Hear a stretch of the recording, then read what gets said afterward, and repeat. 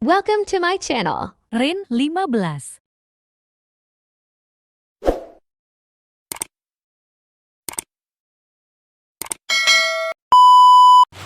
Bab 6. Menikmati leher Ana.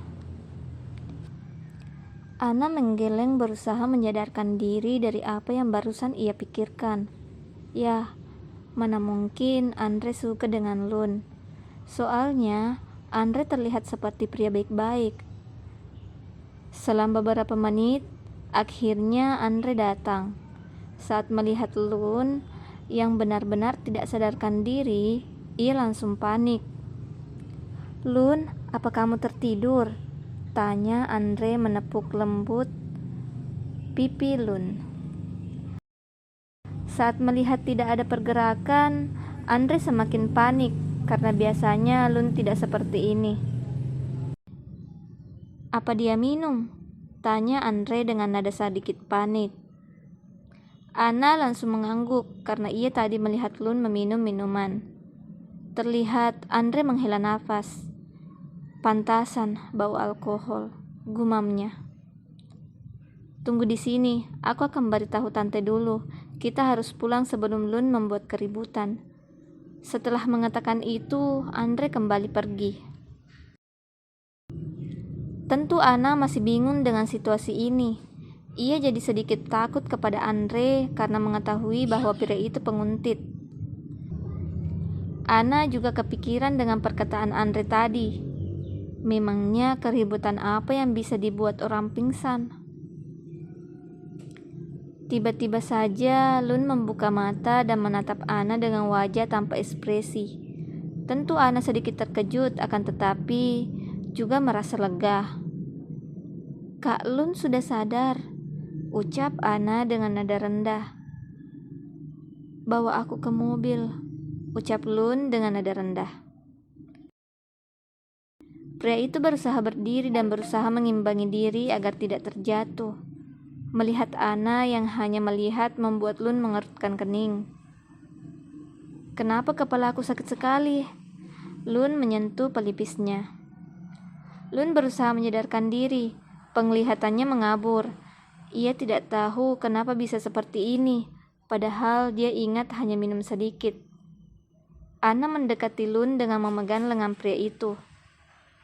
Aku akan membantu kakak ke mobil." Lun mengepalkan tangan saat Ana menyentuhnya. Entah kenapa sentuhan Ana membuat Lun jadi gerah. Tiba-tiba saja ia merasa ada yang aneh dari dirinya. "Ayo cepat ke mobil, bawa aku pulang. Ini sudah tidak benar," ucap Lun menegaskan. Ana tidak mengerti apa yang dimaksud Lun. Dia menuruti kata-kata pria itu. Sesampainya di mobil, napas Lun semakin tidak beraturan. Pria itu jelas tidak terlalu mabuk. Dia hanya minum sedikit dan kesadarannya masih terjaga. Akan tetapi entah kenapa ada yang mengganjal. "Kak Lun kan mabuk. Apa kakak akan menyetir?"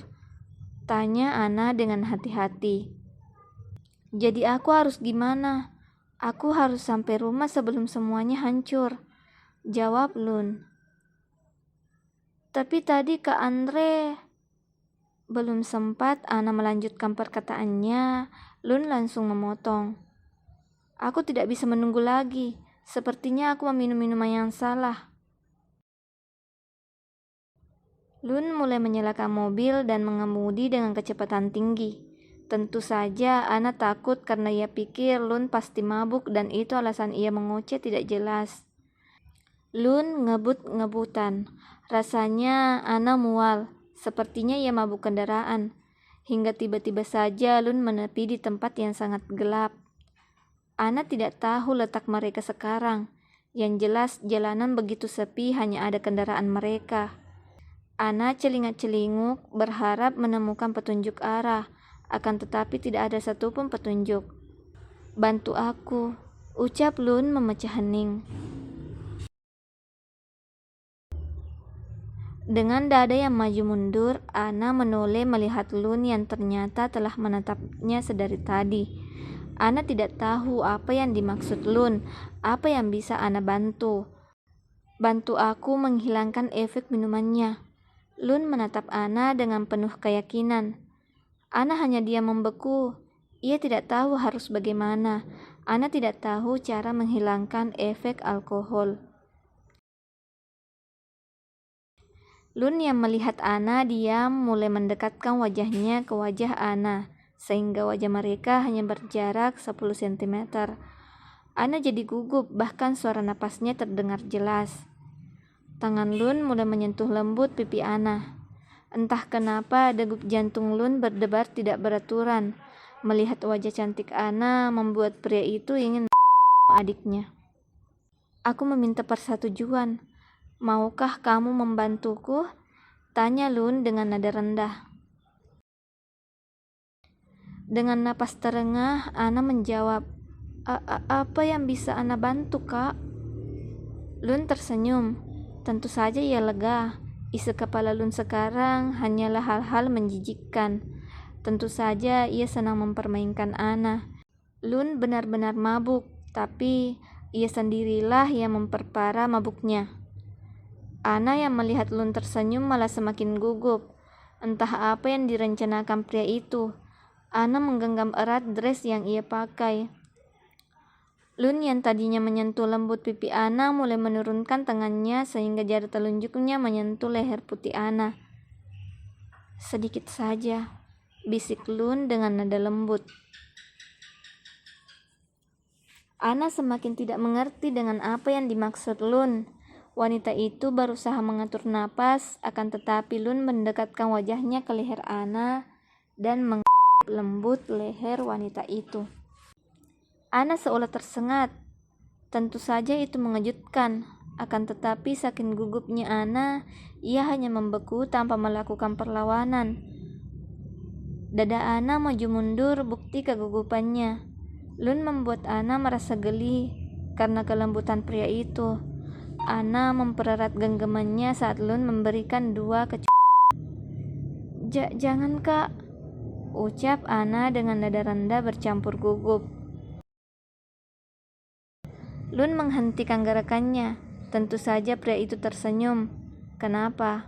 Apa kamu merasa tidak nyaman?" Ana mengangguk dengan cepat. Ia berharap Lun segera menjauh darinya.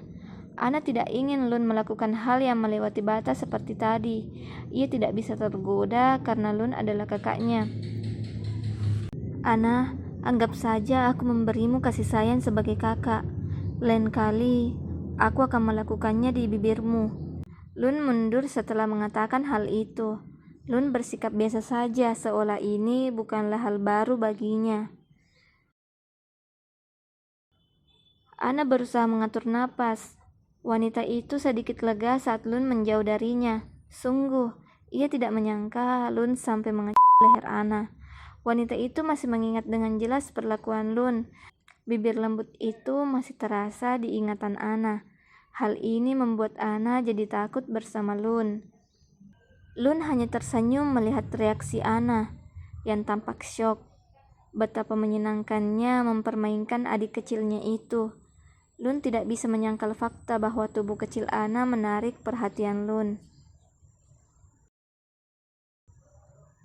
Aku ingin tidur selama setengah jam agar mabukku sepenuhnya hilang. Setelah itu, aku baru bisa mengemudi sampai ke rumah.